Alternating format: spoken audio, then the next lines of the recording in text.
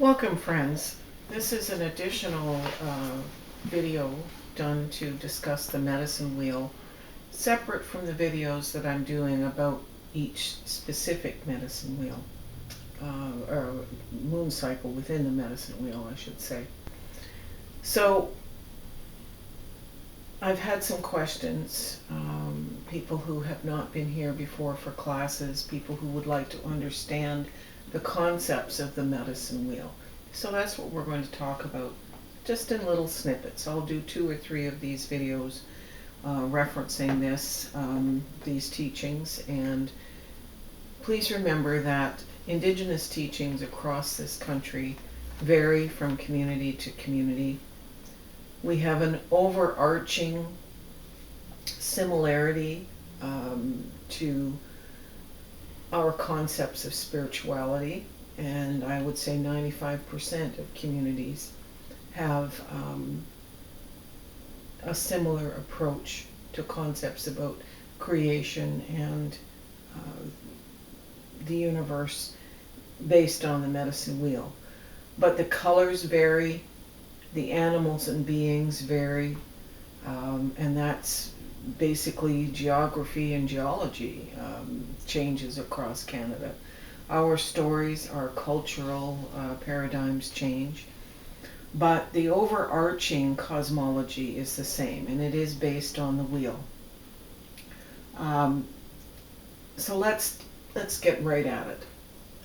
So basically, the wheel is divided into 4 colored sections, and as I just said, the colors sometimes vary.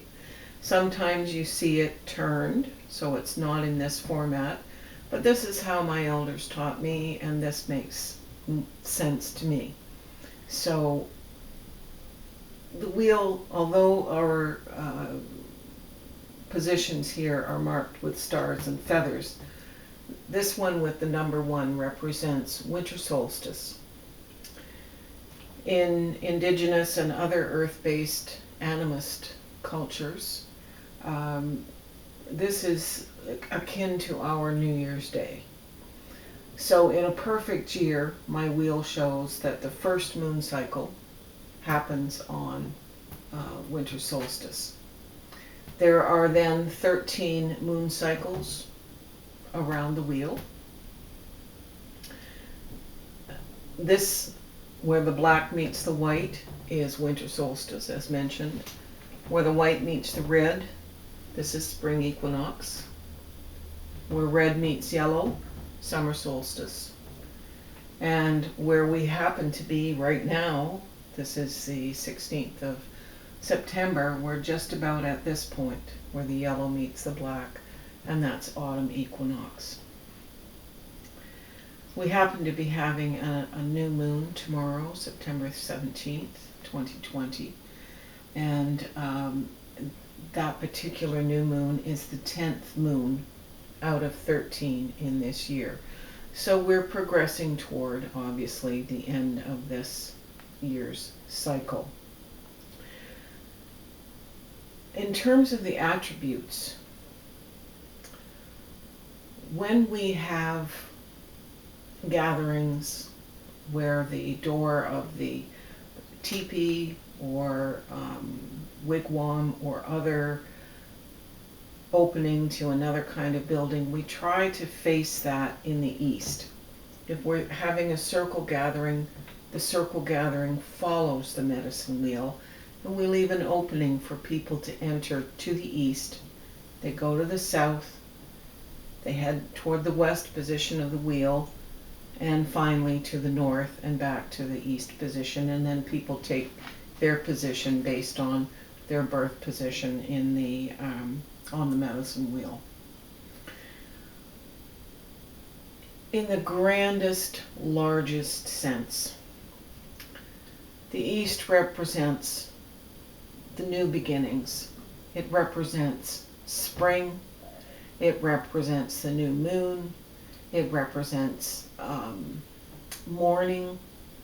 And eagle is the overarching spirit keeper that's in control of the east.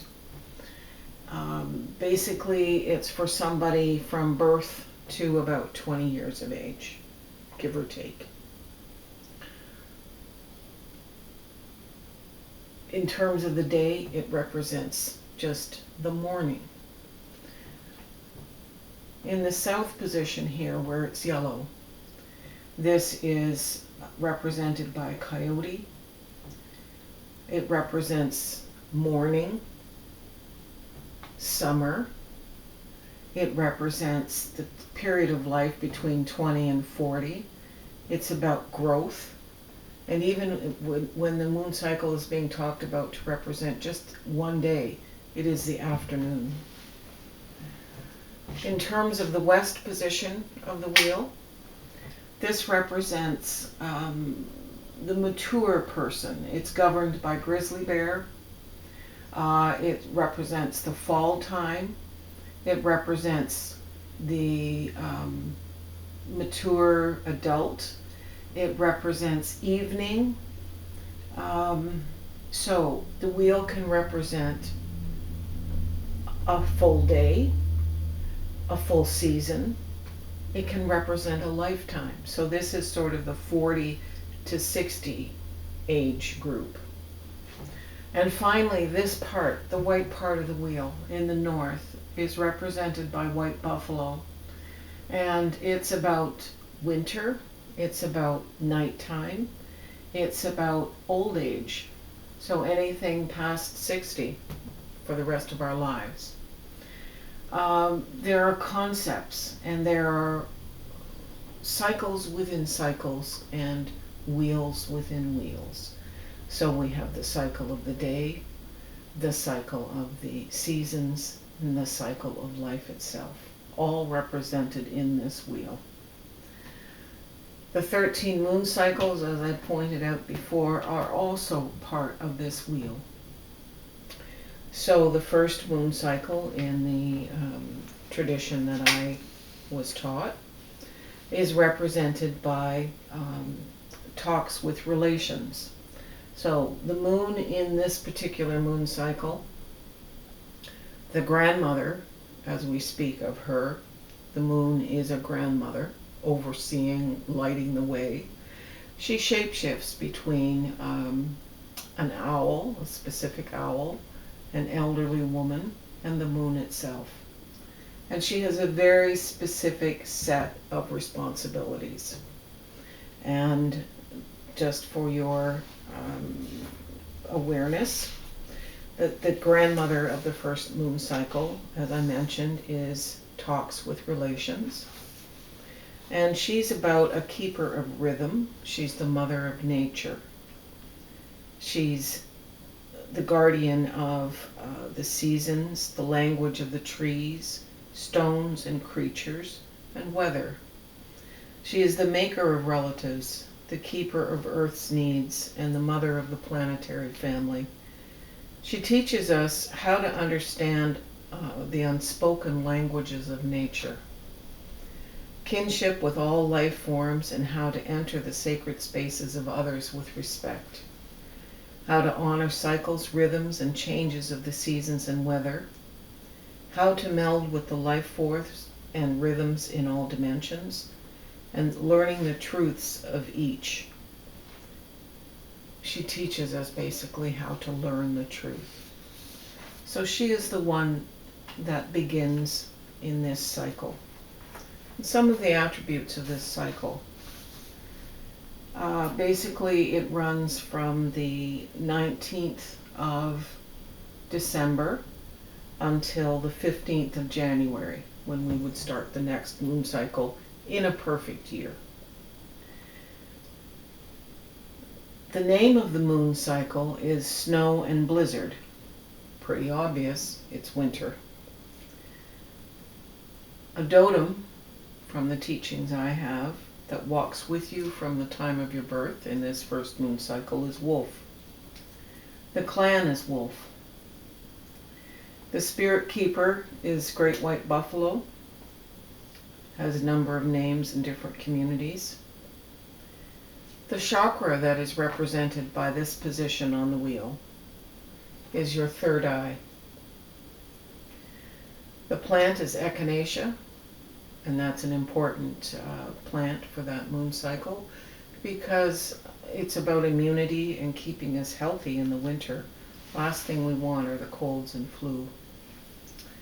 The element that's being attributed to this cycle is air, and the grandmother's name, as I mentioned, is Talks with Relations. The category of crystals, because she's involved in earth rhythms and cycles, are the monoclinic crystals. Uranus is the planet associated with that moon cycle.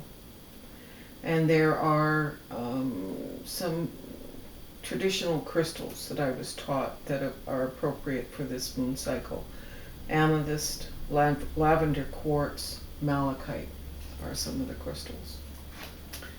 That's just one moon cycle within the larger medicine wheel concept. We can talk about health, we can talk about many things, and in the videos to come I will break this down a little bit better and talk about other attributes relating to family, mental health, spiritual health, physical health, and these sorts of concepts. But basically everything about community relates to this wheel. We're all born somewhere in one of these moon cycles, and it's important for us to learn and become basically an expert in the moon cycle that we're born under, so that as we bring those teachings into the community where we are part of, we all can equally represent all 13 grandmothers and all the life skills that we all need. So I hope you like this little snippet of information, and please join me. We will make available other videos on the moon cycles. So thank you very much, and please contact us at the email below if you have questions or concerns, and have a wonderful, wonderful week. Blessings.